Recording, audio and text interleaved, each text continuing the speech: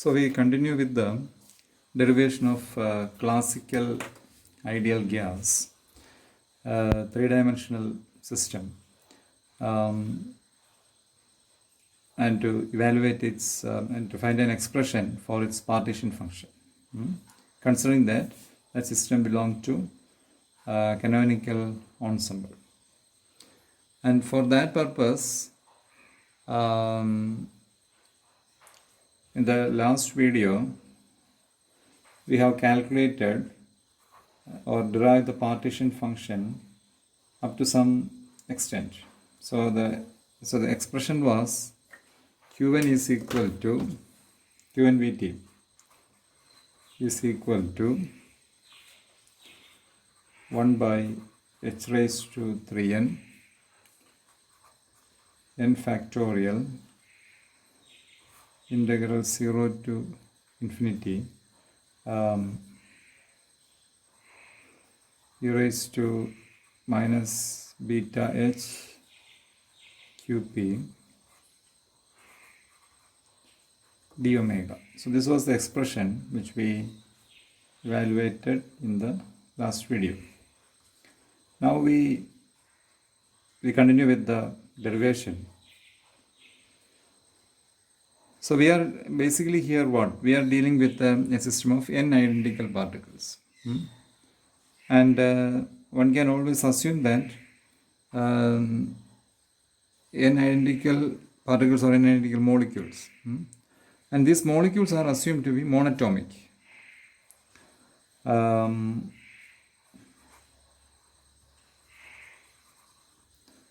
So identical.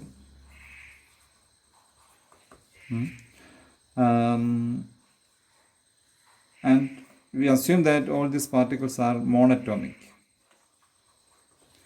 So when we are evaluating, trying to find out a better expression for H, we assume that since this is a monatomic system, system of monatomic molecules, we can assume that there is no inter-particle interaction in the molecule.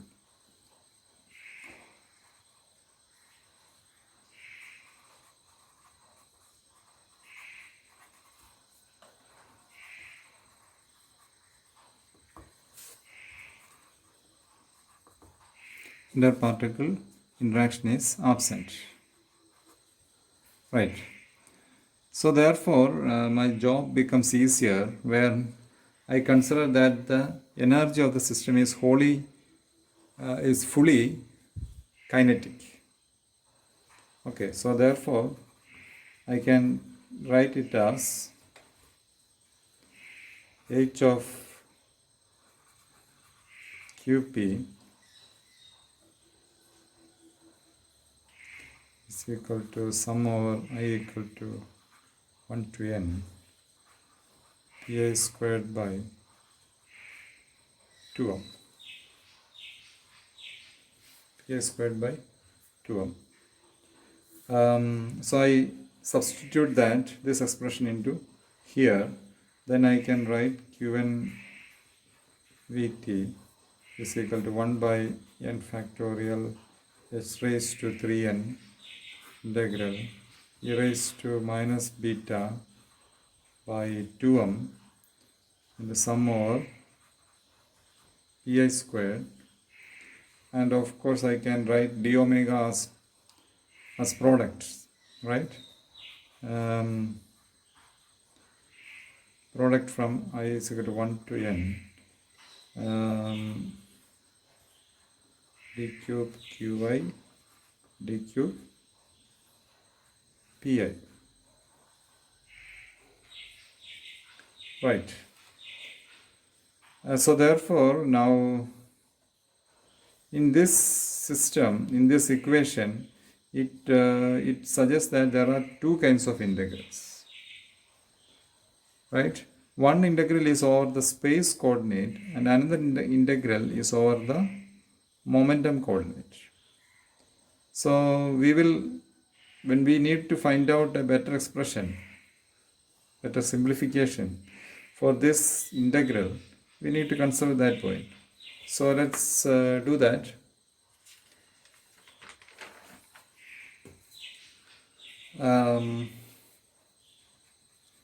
If we integrate over the space coordinates, I can write triple integral dx dy dz is equal to v raised to n. Why? Basically this is a triple integral, right? Because we have d cube qi, which I can write it as dx dy dz. And then that I can write it as v raised to n, because we have a product over here. So we have n identical integrals, and therefore I can write this to be v raised to n. Now I integrate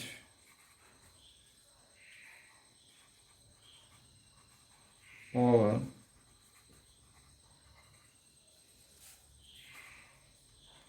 momentum coordinate, right?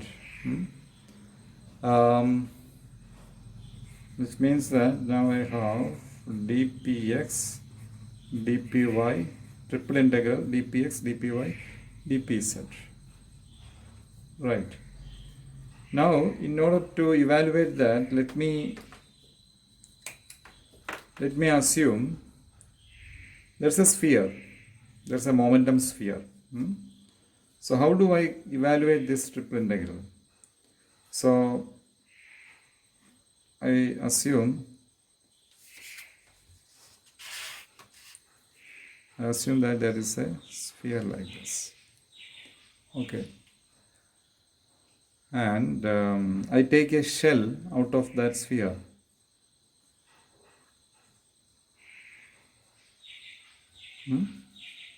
Okay.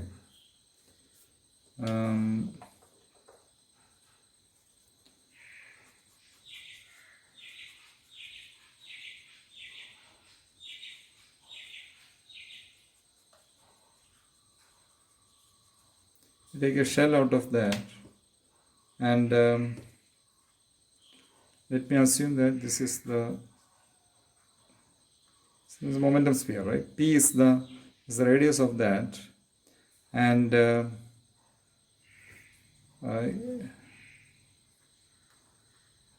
dp is the thickness of this shell, which means that this length will be p minus dp, right?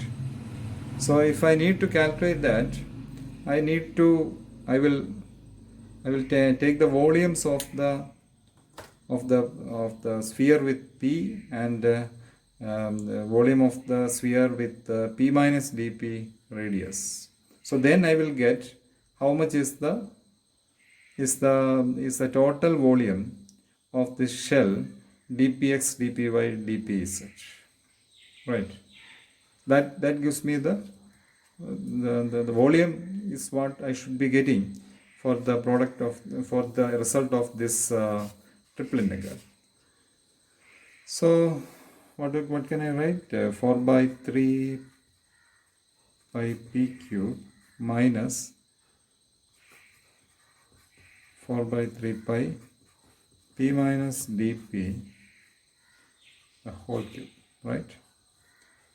Which I can write it as 4 by 3 pi p cube minus, we can write down that 4 by 3 pi p cube minus 4 by 3 pi p squared dp plus 4 by 3 pi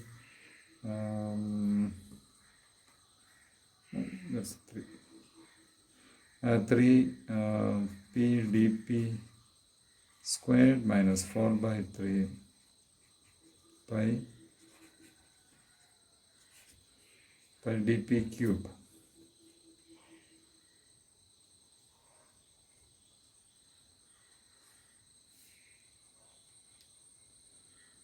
So therefore I can do this, and since this dp is a small space, I neglect those terms having dp squared, dp cube. So those terms I neglect, and then I know that 4 by 3 p cube minus 4 by 3 pi p cube. So, and the minus of minus. So therefore, I have only I will get it simplified as 4 pi p squared dp, provided we neglect dp squared and dp cube terms. Okay. So that is it. What do I need to do now? Instead of this over here, in this integral, I will now introduce the v raised to n and 4 pi p squared dp. Substitute that there. And I can write the expression for q1 vt is equal to v raised to n from there by h raised to 3n n factorial integral 0 to infinity e raised to minus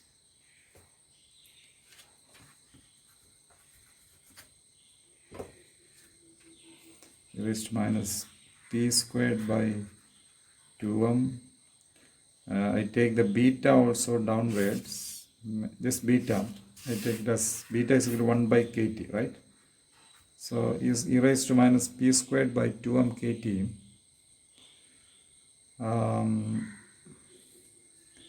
And what was that? 4 pi p squared dp, right? So therefore now I have simplified this integral.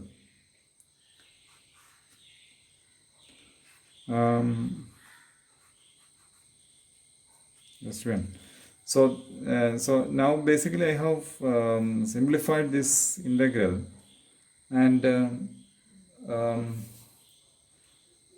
to a smaller expression. But for this kind of an integral, there's an easier way of there's an identity through which we can solve this integral, which you can go into the appendix of the Patria. There he talks about some identities, and partly he had derived there also. So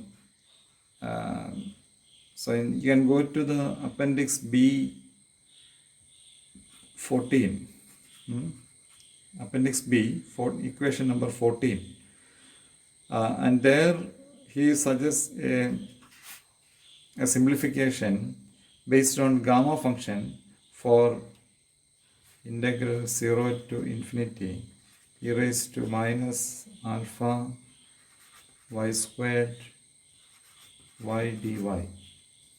So there he suggests a simplification for this kind of expression. So we use that identity there, or basically Patria used that identity over there, and he suggests a better simplified expression for that. And there he solves it and write it as q1 vt is equal to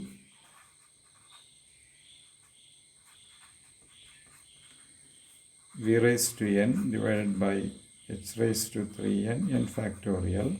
And now we apply this this gamma function identity and simplify and write it as 2 pi m kt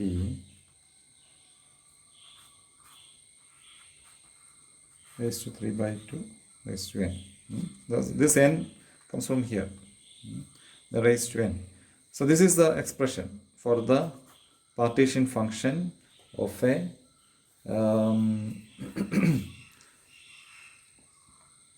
of a three-dimensional ideal gas.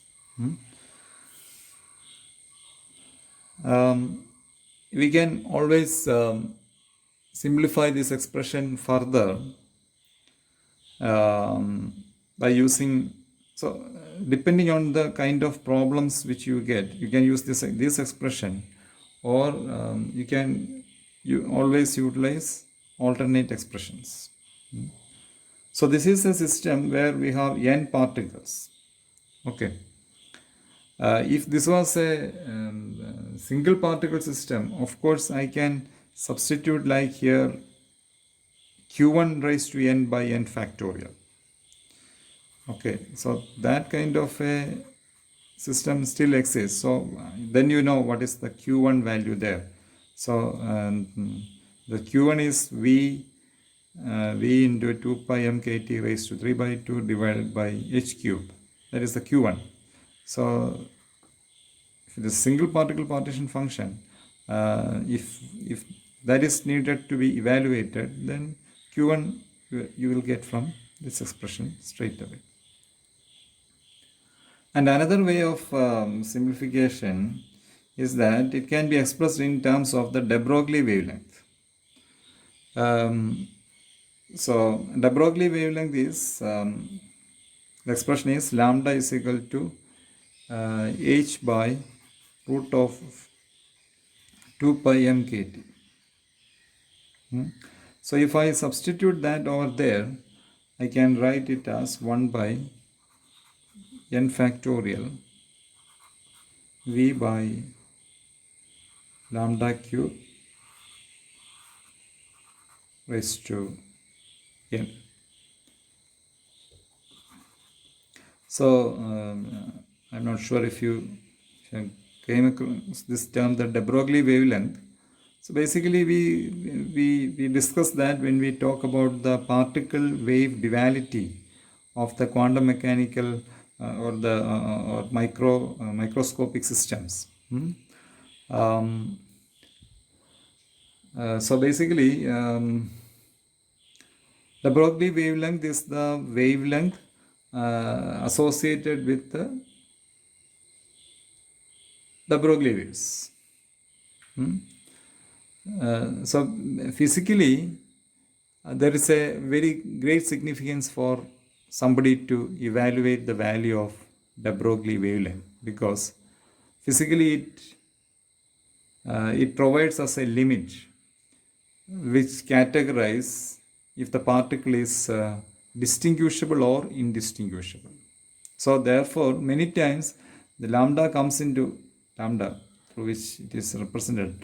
The lambda helps us to identify if the particle is classical or quantum mechanical.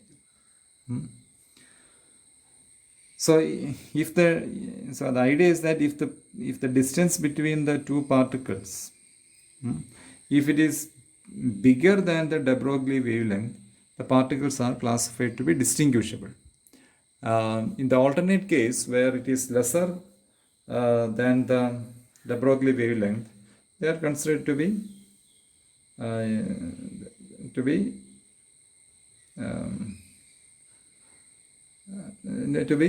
indistinguishable. So therefore, if the interparticle distance is bigger than the de Broglie wavelength, many times we tend to assume the particle to be a classical particle. But here in this case, this wavelength is actually should be written as lambda th. This is thermal de Broglie wavelength.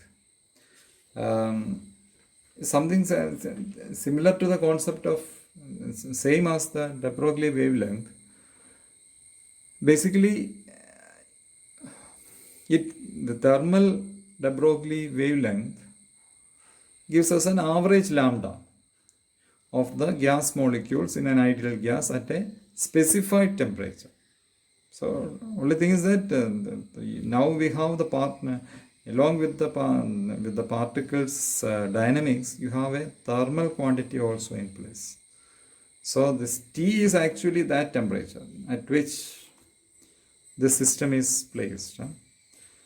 So the expression is lambda is equal to h by root of 2 pi mkt. This derivation is bit lengthy. If somebody wants to calculate the de Broglie wavelength, where one can always do the approximations based on the energy and all that. P squared by 2m is equal to 3 by 2 kT, and then you can do the assumptions and basically approximations and then reach to these expressions. That's a simpler way of doing that. But if we need to, if somebody wants to calculate the exact expression, that needs a lengthy derivation. I have read it somewhere. Basically, they use the ideal monatomic gas partition function and then reach this expression, which we are not trying to do this here. We straight away apply that the information about the de Broglie wavelength into this one, and then when this is the partition function of a classical ideal gas in the three-dimensional concept. Okay, so these two expressions are the final expressions. So we will continue in the next video.